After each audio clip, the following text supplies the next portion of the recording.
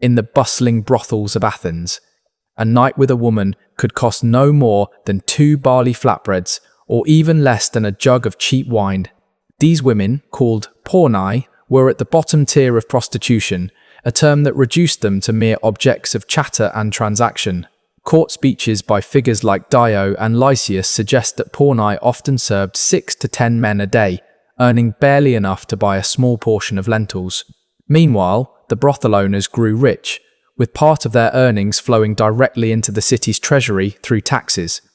Athenian law imposed no minimum age for entering prostitution. Archaeological evidence and historical records reveal that girls as young as 10 to 13 were exploited in these establishments. Each enslaved girl bore a permanent brand on her thigh, burned into her skin with hot iron, marking her as living property. Life inside these houses was brutally harsh. If a girl refused to work, she could expect horrific punishment, public whippings, starvation for days, or worse. The arrival of a new girl was marked by a particularly cruel ritual, and she would be assaulted in full view of other women and regular patrons. An account from a man named Pappy of Thessaly claimed this was deliberately done to crush her spirit and extinguish any hope of escape. Onlookers often jeered and laughed, turning the suffering into public amusement. A newly arrived girl was far more valuable than one who had been in the trade for long. Men would pay 10 times the usual price to be with someone untouched by previous harm. Writers of the time described such transactions casually, as if purchasing fresh fruit from a stall. Privacy did not exist. Women worked in corners of large rooms, separated only by filthy cloth or mats. Every cry of pain was part of the background noise, a form of entertainment for men waiting their turn. Before we uncover more of these buried stories of pain and resilience, please like this video and subscribe to our channel. Your support allows us to share the voices of those who were silenced in life. Owners of these women often sorted them into disturbing categories. Nubian women, exceptionally short women, those who could not speak, women who fought back, and those still considered unbroken. Each group came with its own price tag and its own clientele. 5th century art even depicts competitions in which men would attempt to overpower a resisting woman purely for amusement. Graffiti found on brothel walls shows that some customers paid extra for the privilege of inflicting severe harm-slashing faces, leaving scars, or permanently maiming them. Violence was marketed like any other commodity. Some women were advertised specifically for punishment. Split lips, shattered teeth, burns from tipped oil lamps. These were injuries that certain men sought out deliberately. To them, a woman's agony became a form of art, her screams a drunken melody. In the same city that celebrated philosophy and drama, cruelty against women proved to be one of the most lucrative trades. Yet even the daily brutality paled in comparison to what occurred during religious festivals. During certain celebrations, especially the festival of Dionysia, prostitutes were handed over to groups of men for free as part of what was framed as a sacred ritual. Surviving accounts described these scenes without a hint of shame, groups of intoxicated men assaulting women while music played, wine flowed, and bets were placed on how long the victim could endure. On these days, a woman's last shred of dignity vanished. She became nothing more than a plaything for the crowd. Medical notes from the period record deaths from internal injuries, suffocation, and massive blood loss. Priests claimed such acts honored the gods. Wine and the blood of abused women mingled on the altar, their dying breaths reframed as prayers for abundant harvests. When the festivals ended, those still breathing were dragged back to the brothels to resume work.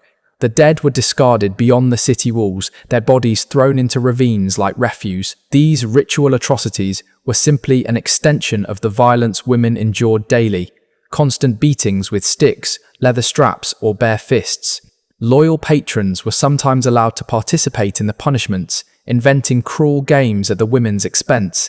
For even the smallest mistake, spilling a drop of wine, mispronouncing a customer's name, or simply allowing herself to cry, a woman in an Athenian brothel could find herself locked in a pitch-black room without food or water for days. Sometimes the punishment was even more cruel. She might be tied to a stone post in the open courtyard, left shivering in drenched clothing through the freezing winter nights, or sweltering under the burning summer sun without a single drop to drink.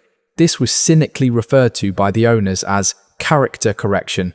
Objects at hand, wooden clubs, heavy wine cups, even the blunt ends of knives were used as instruments of discipline when a woman disobeyed. Over time, the women learned to mask their agony behind forced smiles, because tears or screams only provoked their masters into further violence. In a city that praised the perfection of the human form in art and sculpture, the bodies of these women became living canvases of bruises, burns, and scars. If a woman dared to escape, the law treated it not as a plea for freedom, but as an act of theft, stealing property from her owner. The penalties were vicious and public. Runaways were often branded with searing hot metal on the forehead or chest, marking them forever as deserters. Court records reveal even grimmer fates. Some captured women were nailed to wooden boards and displayed in the city square as a warning to others. Death from thirst or from festering infections around the nail wounds was common.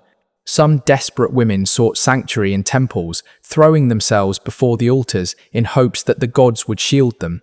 But the priests, often swayed by bribes, handed them back to their owners for a small payment. Property rights outweighed divine mercy. Runaways were dragged away in chains, their blood staining the temple steps, stains that were scrubbed away by other slaves at dawn. Each failed escape attempt only brought harsher retribution. Athenian justice had endless methods for breaking a woman's will while still keeping her useful for work. Yet even that usefulness meant little when the market for new women was so cheap. Medical writings from the period note that few of these women lived past their mid-20s. The causes of death were as relentless as the work itself. Sexually transmitted diseases, infections from untreated wounds, complete exhaustion, and the cumulative toll of malnutrition and repeated abuse. Those with festering injuries, foul-smelling discharges, or open sores were not removed from service. Instead, they were forced to keep working until they physically collapsed. Owners considered medical treatment a waste of money. A new girl cost less than a physician's visit. Complaints from customers about the stench of rotting flesh and blood were met with beatings, as though pain could miraculously restore dying tissue. Archaeological digs near the ruins of old brothels have uncovered chilling evidence. Female skeletons with severe pelvic damage from forced intercourse and childbirth, skulls cracked from blunt force, ribs that had been broken and healed improperly, and spinal deformities caused by years of strain. All these bones stand as silent testimony to a life of systematic violence. When a woman became too sick to earn, she was discarded without ceremony, carried beyond the city walls and abandoned, whether she was breathing or not. In Athens, the same city that set ideals for beauty and proportion, women's bodies were thrown away like shattered pottery. Pregnancy was viewed not as a natural event, but as damage to valuable property. The punishment for it was swift and cruel. To prevent births, owners forced women to drink poisonous brews, struck them in the abdomen, or made them lift impossibly heavy loads until they miscarried. Ancient medical notes detail horrifying abortion practices, herbs that caused violent illness, boiling oil poured into the womb, or sharpened wooden sticks pushed inside. If pregnancy could not be stopped, the birth took place on the same filthy straw mats where customers were entertained. There were no midwives, no medicines, no sanitation. Many women bled to death or died from fever in the days after delivery. Archaeologists have uncovered tiny bones in drainage channels and rubbish heaps behind ancient brothels. Infant remains discarded without care. The killing of newborns was routine, especially girls or children fathered by slaves. For many women, ending their child's life was seen as the only act of mercy they could give, sparing them the same fate they endured. Under Athenian law, these women had no standing as human beings. Their bodies and labour belonged entirely to their owners. They were forced to work under the weight of fabricated debts for food, clothing, and shelter debts that grew daily with interest and arbitrary fines. Refusal of a client, even one known for violence or dangerous demands, was impossible. Consent was a concept. The law denied them entirely. Court documents from the era tell of women who tried to seek justice for mistreatment, but the system was stacked against them. A slave's word could not be used against a free man unless the woman was tortured first to verify her truthfulness. In the society that invented democracy, half the population, its women, were excluded from it entirely, and enslaved women occupied the very lowest rung, valued less than livestock, which at least were fed and sheltered regularly. And yet, on the rarest of occasions, a woman might catch a glimpse of something more, a possibility, however faint, to rise slightly above the misery. Sometimes it came through the favour of a wealthy patron who purchased her freedom, or through an owner who found profit in training her as a musician or dancer for higher class entertainment. But for the vast majority, those moments never came, and the cycle of exploitation continued without mercy. Sometimes, a woman might rise above the common ranks by becoming the favourite of her master or a wealthy patron. In such cases, she could be granted a private room adorned with fine jewellery, dressed in silks instead of coarse wool, and constantly attended to. Yet these so-called privileges were nothing more than the trappings of a gilded cage.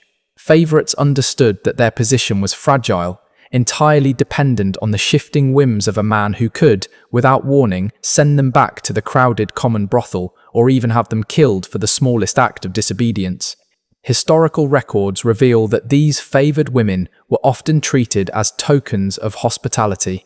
A master might offer one of his mistresses to a visiting friend for the night, returning her the next morning as though she were a fine wine cup briefly loaned to a dear companion.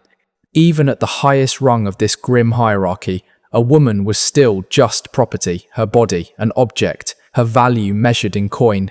Golden chains held her as firmly as iron shackles, but beauty and youth never lasted. Whether a woman had been a street-level slave or a